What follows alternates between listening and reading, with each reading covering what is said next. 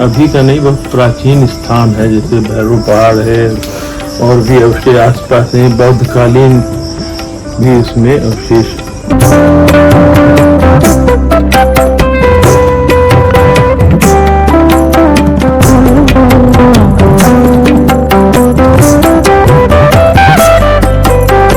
धर्म संचय में जो आज का सामाजिक परिदृश्य है, जो राजनीतिक परिदृश्य है, उसके बारे में कुछ विचार अगर हो तो।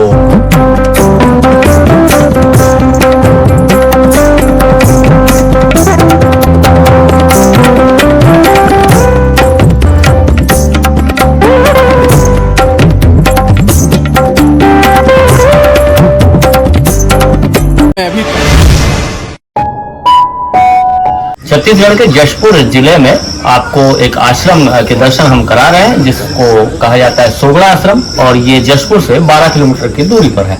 और ये आश्रम कैसे बना, इसकी कहानी क्या है और यहाँ कैसे कैसे भक्त आते हैं, तो गुरु महाराज जी मेरे साथ में बैठे हैं, उनसे बातचीत करेंगे। गुरु जी आपका थोड़ा परिचय दे देंगे दर्शकों को और बताएंगे कि आश्रम कैसे स्थापित हुआ था, कैसे इसका निर्माण हुआ था, क्या सोच हुई थी। आश्रम आपके यहाँ पे थे राजा विजय भूषण सिंह देव जी, उनके आग्रह पर बाबा को ले आए थे और उन्होंने कहा आप रहेंगे तो यहाँ जनमानस ठीक रहेगा और जो भी कार्य हो रहे हैं विपरीत नहीं होंगे जी। तो यहाँ पे आके उन्होंने जमीन दी जी और यहाँ पे आश्रम बनाए इसी उद्देश्य से। उसके बहुत से लाभ हैं लोगों को मिले हैं। मतलब यहाँ पर खासियत क्या है इस आश्रम की, जो विशेषता अगर समझना चाहें, और जो सोगड़ा वाले महाराज जी के बारे में समझना चाहें तो वो विशेषता तो भाई कोई भी महापुरुष रहते हैं जी, वो स्थान में विशेषता हो ही जाती है जी। और ये स्थान अभी का नहीं, बहुत प्राचीन स्थान है, जैसे भैरव पहाड़ है और भी उसके आसपास में बौद्ध कालीन भी इसमें अवशेष मिले हैं जी। तो स्थान तो पुराना है जी और उन्होंने जो दिया है उससे कार्यक्रम चलते हैं पूरे छत्तीसगढ़ में, छत्तीसगढ़ के बाहर भी कार्यक्रम चलते हैं।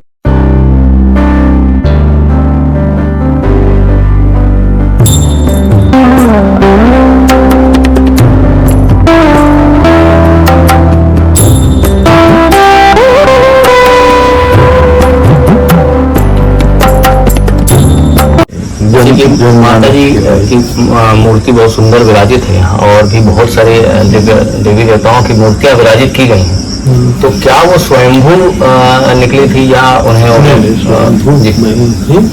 वो उसमें वो प्राण प्रतिष्ठा किया जाता है कोई भी मूर्ति में जी। आत्मा की प्रतिष्ठा नहीं होती, प्राण की प्रतिष्ठा होती है और जिनके द्वारा किया गया है उस पर निर्भर करता है। तो स्वयं अघोरेश्वर महाप्रभु द्वारा ही किया गया है तो होगा ही। और कहाँ से यहाँ भक्त आते हैं? सभी जगह से आते हैं। अच्छा, जैसे कि यहाँ एक कल्प वृक्ष है, और कल्प वृक्ष के बारे में ये जैसे कि मेरी जो जानकारी है वो ये बताती है कि सीता जी का वरदान प्राप्त वृक्ष है। कल्प वृक्ष की विशेषता ही है उसके साथ और उसकी छांव में बैठो, उससे जो कल्पना करोगे वो तुम्हें प्रत्यक्ष प्राप्त हो जाएगा। तो ऐसा भारत में 3 या 4 जगह ऐसा है तो है ही भाई, सब में जीव होता ही है। तो आप जहाँ इस स्थाने का महत्व है क्योंकि वो महापुरुष द्वारा स्थापित है, यहाँ रहे हैं, वास किया है, तो अपने आप में एक हो ही जाता है। जैसे सामाजिक कार्यों के लिए जो है यहाँ जो आप लोग के प्रयास रहते हैं वो अभी वर्तमान में क्या शिक्षा दीक्षा या कोई संस्कार की शिक्षा?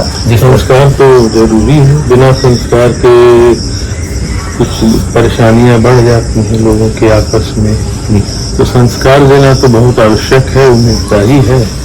बाकी जो आते जाते हैं कहाँ से अब आते हैं पूछे देखिए, तो छत्तीसगढ़ के हैं SDO साहब हैं, ये अभी ऑस्ट्रेलिया से आए हैं, शरद पांडे जी हैं। अच्छा, वो इंग्लैंड से आए थे। अच्छा, मजिस्ट्रेट हैं वहाँ। अच्छा जी। यही सब है। आप बाकी सब अपने यहाँ के कुछ ऐसी दुर्लभ बातें जो मैं पूछ नहीं पा रहा हूँ और आपकी जानकारी कहती हो कि जनता तक दुर्लभ किसको करते हैं? दुर्लभ जो मेरी जानकारी में ना हो, मैं हो सकता है पूरा जानकार ना हो, जो आप बताना चाहें इसकी खासियत के बारे में जो मैं ना पूछ पा रहा हूँ। दुर्लभ तो मनुष्य शरीर ही है, सबसे दुर्लभ है। और इसी से मनुष्य जो भटक जाता है वही एक वो भी दुर्लभ चीज है। अच्छा। आपको प्राप्त भी इसी शरीर से करना है सब कुछ। जी। और आप भटक गए तो फिर जानते हैं हम लोग के यहाँ जिसे कहा गया है कि 84 लाख योनि में भटकते रहते हैं जब तक मनुष्य उसको प्राप्त नहीं, निर्वाण को प्राप्त नहीं कर लेता है। मुख्य उद्देश्य तो वही है। आज कल अगली बार जब भी हो। इस तरह से धर्म की अगर संचय की बात करें तो जो आज का धर्म की जो संचय की बात कर रहे हैं तो वो धर्म संचय में जो आज का सामाजिक परिदृश्य है, जो राजनीतिक परिदृश्य है, उसके बारे में कुछ विचार अगर हो तो आपका जो दिशा निर्देश या मार्गदर्शन हो आपका। परिदृश्य क्या, परिदृश्य जो सामने है, दिख रहा है, देख रहे हैं, अनुभव कर रहे हैं, वही है। उसमें सुधार की बहुत जरूरत है, बहुत अधिक जरूरत है। और जो आपका लोकतंत्र है जिसके चलते बहुत सी चीजें लोग नहीं करते, नहीं कर पाते हैं, गिनती का खेल है, यही है और क्या है। सुधार की तो बहुत ज्यादा आवश्यकता है। तो ये बाबा जी थे हमारे साथ में, और सोगड़ा आश्रम कितना सुंदर है और यहाँ का वातावरण और यहाँ की जो आध्यात्मिक एक सभ्यता, एक विरासत जो छत्तीसगढ़ में विराजमान है, जशपुर जिले में विराजमान है, 12 किलोमीटर जशपुर से करीब है। प्राकृतिक सौंदर्य से ये धरा अपने आप को अभिभूत करती है। और आप भी यहाँ पर आएँ और देवी देवताओं के दर्शन करें। और साफ तौर पर जैसे गुरु जी ने बताया कि ये पुरातन संस्कृति से ये चला आ रहा है और बहुत पुरानी सभ्यता को इन्होंने संजो कर रखा हुआ है। काफ़ी दूर दूर से लोग आते हैं यहाँ पर, जैसे कि विदेशों से भी जो बताए हैं उनसे भी कोशिश करेंगे बात करने की कि इस आश्रम से उनका क्या जुड़ाव है। और ऐसी खबरें हम आप तक पहुँचाते रहेंगे, इन नज़ारों को भी आप तक पहुँचाएंगे। और कल्प वृक्ष के बारे में, जिसके बारे में हम ज़्यादा नहीं बता पाए, आप सोशल मीडिया पे या पब्लिक डोमेन पे पढ़ सकते हैं।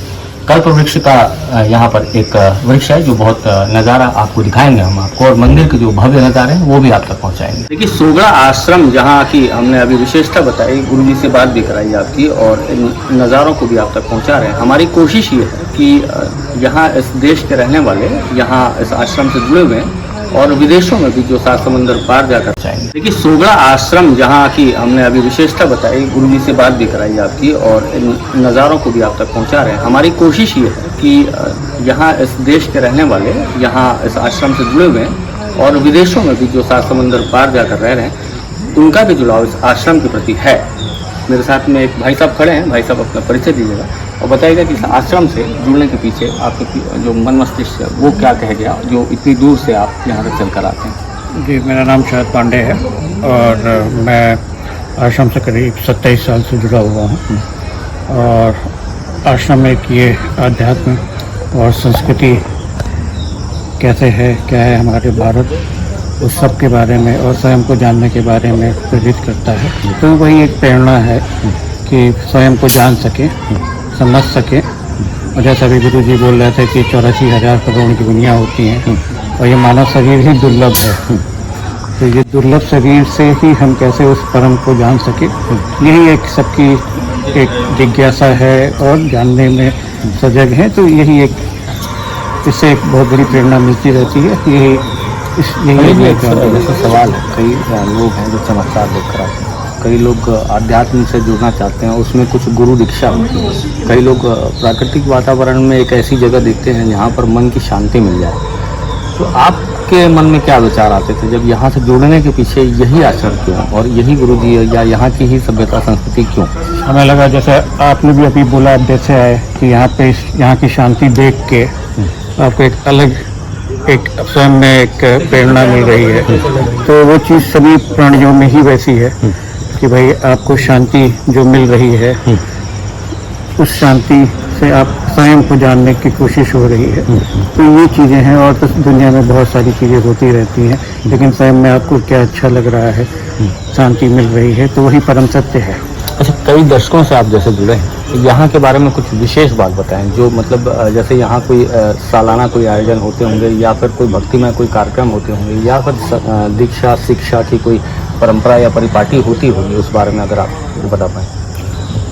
आश्रम के कई सारे कार्यक्रम होते रहते हैं जिसमें जितने आश्रम के श्रद्धालुगण हैं एकत्रित होते हैं और जो आश्रम के त्यौहार हैं उनको मनाया जाता है और अपने को सामने जाने की कोशिश की जाती है, तो वो सब होता रहता है।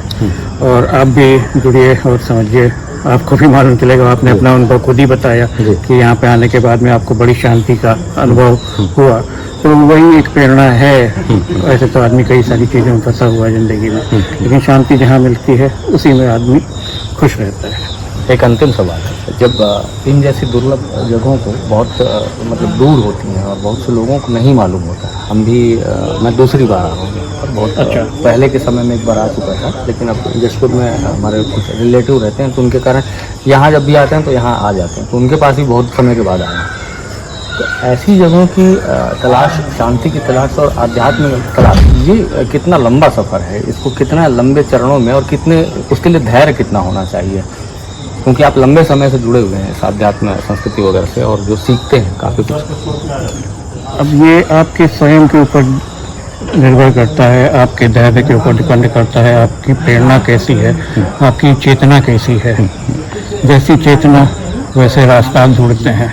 जैसे आप पत्रकार आज बने, आपने जिंदगी में पढ़ाई की होगी, फिर आपका एक कहीं लगा हुआ होगा, झुका हुआ होगा, आप उस लाइन में निकले, तो एक इसी तरीके से आपका करियर वाइज हो गया। उस तरीके से आपका स्वयं में होता है, अध्यात्म में होता है, आपकी रुचि कैसी है, कैसा, वैसे आप ढूंढते हो। तो वैसे तो पुरानी सारी कहावतें हैं, आप भी इतने जानकार हैं, तो सभी लोगों ने इसमें कुछ बताने वाली चीज़ है नहीं। तो ये पांडे जी थे और साफ तौर पर इन्होंने अपना अनुभव हमसे साझा किया और गुरुदेव जी की बातें और पांडे जी की बातें सुनने पर ये समझ में आता है। बहुत से लोग और भी विदेशों से आते होंगे जी, है श्रद्धालुगण है जहाँ जहाँ से जो है अपना अनुभव के उस पर आता रहता है।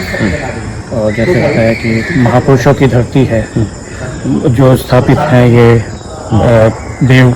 देवालय या फिर ऐसे स्थान इनमें जहाँ शांति मिलती है, उसको उसी सोर्स और स्रोत के दर्शन करने लोग आते हैं। पांडे जी, बात करने के बहुत बहुत शुक्रिया आपका। बहुत बहुत धन्यवाद। आपका शुभ नाम? मैं शशिकांत तिवारी लिखता हूँ, पत्रकार हूँ। केपी न्यूज़ भिलाई हमारा चैनल। अच्छा। आप यूट्यूब में सर्च करेंगे केपी न्यूज़ भिलाई, आपको हमारा चैनल मिल जाएगा। ठीक है। तो ये थे पांडे जी और इन्होंने अपना अनुभव साझा किया और ये मैं आपको थोड़े से नज़ारे थोड़े घूम कर कोशिश करूँगा कि दिखा दूँ। यहाँ पर एक माता जी का मंदिर है, मेरे ठीक पीछे माता जी का मंदिर है। अब उस मंदिर को भी आपको दर्शन करा देता हूँ, अंदर आ जाते हैं। यहाँ पर माता जी का मंदिर है जो बहुत ही दिव्य स्वरूप है उनका, और यहाँ आप आएंगे तो माता जी के इन स्वरूपों का दर्शन कर पाएंगे और ये ऐसा लगता है कि दिव्य रूप से इन्हें बनाया गया और विराजित किया गया और पूजा पाठ के भव्य नज़ारे आप तक सामने है। गुरु जी की भी तस्वीर लगी हुई है। हम कोशिश करेंगे कि बाहर से भी आपको थोड़ा सा इस आश्रम के बारे में और इस आश्रम के नज़ारे के बारे में दिखाएं। ये वो कल्प वृक्ष है, आप देख पा रहे हैं, जो आश्रम है उसके बीच में कल्प वृक्ष है। और कहा जाता है इस वृक्ष के बारे में कि माता सीता जी, उनका एक विशेष वरदान प्राप्त हुआ था इस वृक्ष को। और हिंदुस्तान के अब पूरी जानकारी तो मेरी थोड़ी अधूरी है, 3 या 4 जगहों पे ये वृक्ष है। गंगा जी के नदी के किनारे इस वृक्ष को लगा हुआ आप देख पाते हैं और ये वृक्ष यहाँ भी विराजमान है। इस तरह की आश्रम गुरुदेव जी की बैठने की जगह है और यहाँ मंदिर, यहाँ भी गुरुदेव जी को विराजित किया गया और काफ़ी भव्यता के साथ इस मंदिर का निर्माण किया गया है। और चारों तरफ आप हरियाली और पुष्प से सुसज्जित वातावरण देख पाएंगे। और यहाँ बताया जाता है कि गुरु जी जो धुनी रमा कर यहाँ पर बैठते थे और तपस्या करते थे। ये वो तपोभूमि है, यहाँ वो तप किया करते थे। अभी फिलहाल बंद और ये उनकी कुर्सी है जिन पर लोग पुष्प अर्पित करते हैं, बैठने की जगह है उनकी। और यहाँ वो तपोभूमि है, यहाँ बताते हैं लोग कि जब वो तपस्या करने बैठते थे तो कई दिनों तक लोग उनके दर्शन नहीं कर पाते थे। ये तपोभूमि उनकी है। कुछ समाधियाँ वहाँ बनी हुई हैं जो कहते हैं कि गुरुदेव जी के भक्त जो हुआ करते थे उनकी समाधियाँ यहाँ विराजित की गई हैं। और ये पूरा पुष्प और हरियाली से सुसज्जित वातावरण है। साफ तौर पर धर्म, संस्कृति और रीति रिवाजों की रक्षा पुराणों की रक्षा और इंसान को सही दिशा मार्गदर्शन देने के लिए इस तरह का ये आश्रम जशपुर से ठीक 12 किलोमीटर दूर पर आप आएंगे सोगड़ा आश्रम, तो आपको एक वैचारिक अनुभूति भी होगी, मन की शांति भी होगी, धर्म और संस्कृति के प्रति एक जागरूकता की भावना भी होगी। और आप जब भी आएंगे तो यहाँ तरह तरह के सवाल हैं, मैंने हो सकता है बहुत सारे सवाल न किए हों, आप आएंगे तो अपने हिसाब से अपने सवालों के जवाब यहाँ ले पाएंगे।